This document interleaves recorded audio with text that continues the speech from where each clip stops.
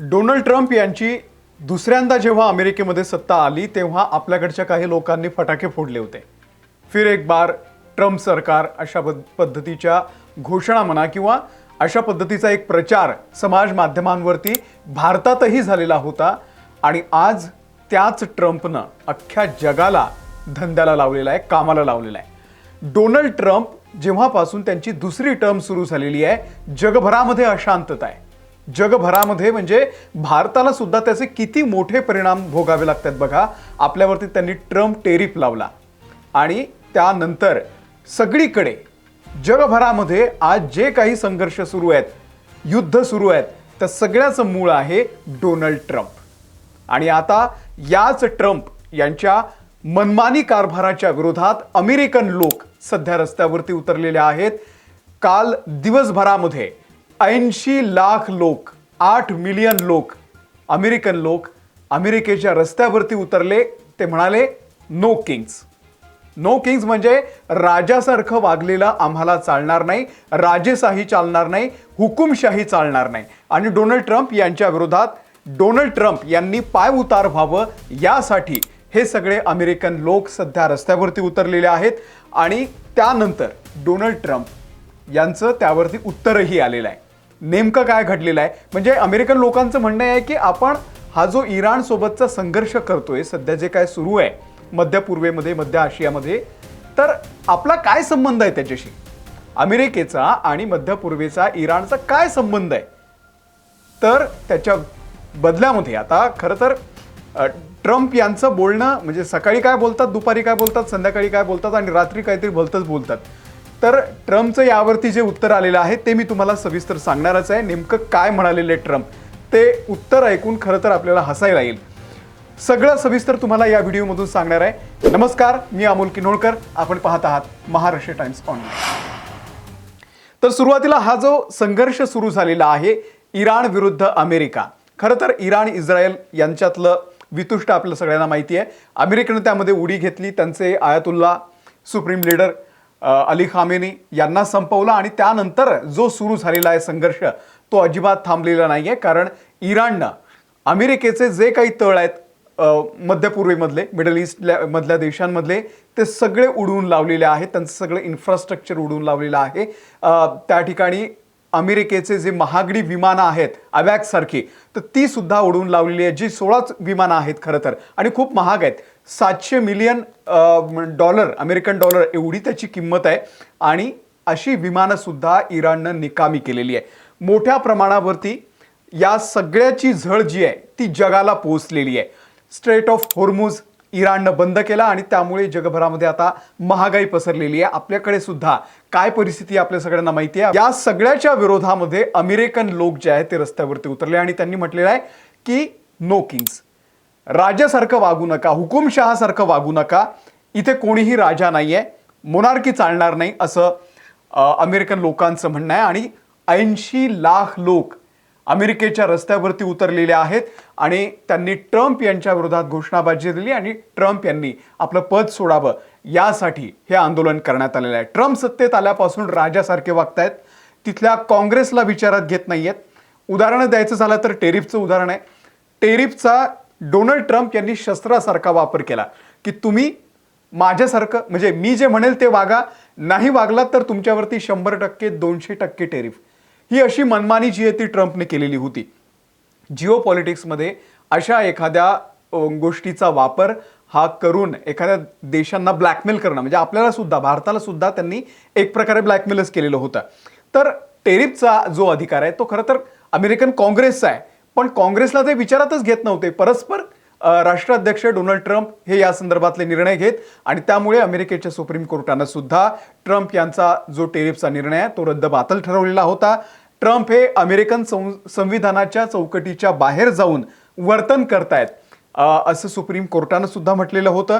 आणि त्यामुळे आता आणखी एक कारण, हे सगळं जे मध्य पूर्वेमध्ये आंदोलन सुरू आहे, जे युद्ध सुरू आहे, त्यामध्ये अमेरिकेचं होत असलेलं नुकसान रोज म्हणजे $बिलियन याचा सुराळा होतोय, तो फुकला जातोय त्या ठिकाणी या संघर्षामध्ये. आणि अमेरिकन सर्वसामान्य लोकांचा पैसा आहे हा.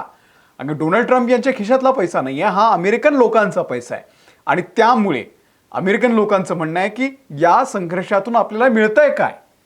तुम्ही तुमचा इगो सॅटिस्फाय करण्यासाठी हे सगळं करतायत आणि त्यामुळे हे ताबडतोब थांबवा.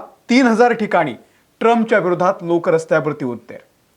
3,000 ठिकाणी पूर्ण अमेरिकेमध्ये, नुसतं अमेरिकेमध्येच नाही तर अमेरिकेतल्या न्यूयॉर्क, लॉस एंजलिस, शिकागो या मोठ्या शहरांमध्ये, सॅन फ्रान्सिस्को अशा मोठमोठ्या शहरांमध्ये सुद्धा हे अमेरिकन लोक रस्त्यावरती उतरले. आणि फक्त अमेरिकेत नाही तर लंडनमध्ये, बर्लिनमध्ये, रोममध्ये अशा मोठमोठ्या शहरांमध्ये सुद्धा ट्रम्प यांच्या विरोधामध्ये आंदोलन होत आहे. हे आंदोलन फक्त अमेरिकेत नाही तर युरोपमध्ये सुद्धा होत आहे, हे सुद्धा आपण लक्षात घेतलं पाहिजे. आपल्याला आठवत असेल व्हिएतनाममध्ये अमेरिकेनं 70च्या दशकामध्ये अशाच पद्धतीची मनमानी केलेली होती, पण व्हिएतनामनं त्यांना चांगलाच धडा शिकवला होता. आजही इराण त्यांना धडा शिकवत आहे. आणि 70च्या दशकामध्ये जेव्हा व्हिएतनाममध्ये अशी कारवाई केली होती तेव्हा सुद्धा अमेरिकन लोक रस्त्यावरती उतरले. इराकमध्ये सुद्धा 2003 साली अशाच पद्धतीनं अमेरिकेनं मनमानी सुरू केली, तेव्हा सुद्धा अमेरिकन लोक रस्त्यावरती उतरले होते. त्यामुळे अमेरिकन लोक या सगळ्या मनमानीच्या विरोधात आहेत. त्यांना सुद्धा शांतता हवी आहे. प्रत्येकाने आनंदाने जगावं हा प्रत्येक देशाचा अधिकार आहे. आणि ट्रम्प हे सगळं विपरीत करतायत, विरुद्ध करतायत. आणि त्यामुळे आता अमेरिकन लोकांचं असं म्हणणं आहे की ट्रम्प यांनी आता तात्काळ हे सगळं थांबवावं. नो किंग्स, राजासारखं, राजेशाहीसारखं, मोनार्कीसारखं इथे वागलेलं यापुढे चालणार नाही. अनेक सेलिब्रिटींनी या सगळ्या आंदोलनामध्ये सहभाग घेतलेला आहे.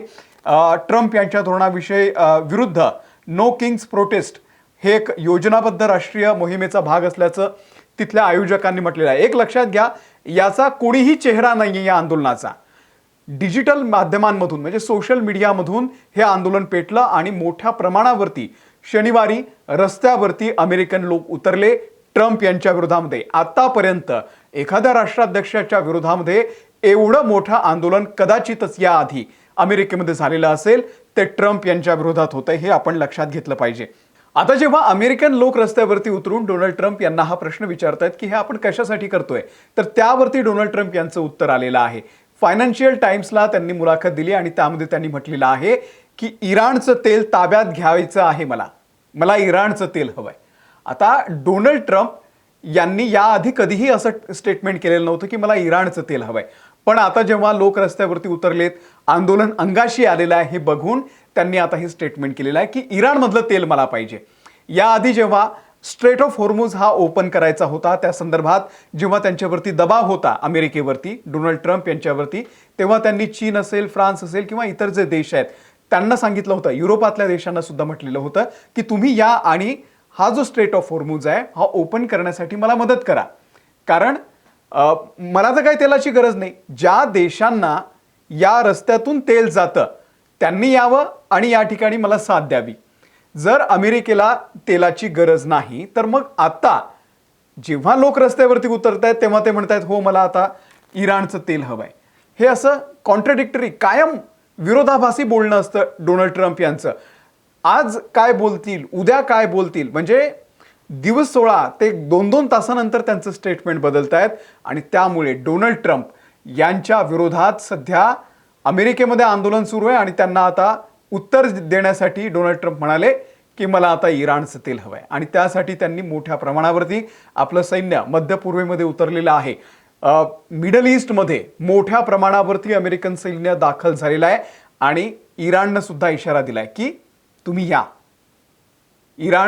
इराणमधला न्यूजपेपर आहे तेहरान टाइम्स, त्यांनी काल हेडलाईन छापलेली आहे, वेलकम टू हेल, नरकात तुमचं स्वागत आहे.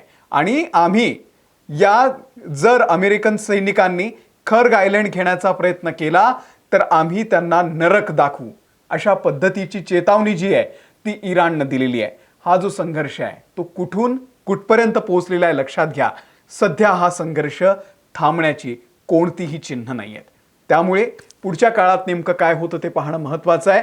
एकीकडे डोनाल्ड ट्रम्प आधी म्हणायचे आम्हाला तेलाची गरज नाही आणि आता जेव्हा आंदोलन त्यांच्या विरोधात होतंय तेव्हा म्हणतायत हो आम्हाला आता इराणचं तेल पाहिजे. आणि त्यासाठी त्यांनी खर्ग आयलंड, जिथून 90% इराणचं तेल निर्यात होतं, त्या आयलंडला घेण्यासाठी तयारी सुरू केलेली आहे आणि इराणही सज्ज आहे. तुम्हाला या सगळ्या संघर्षाबद्दल, डोनाल्ड ट्रम्प ज्या पद्धतीनं वागतायत त्याबद्दल नेमकं काय वाटतंय, कमेंट करून नक्की सांगा. या व्हिडिओ तिथेच थांबतोय. अपडेट आम्ही तुम्हाला देत राहू. पाहत रहा महाराष्ट्र टाइम्स ऑनलाईन.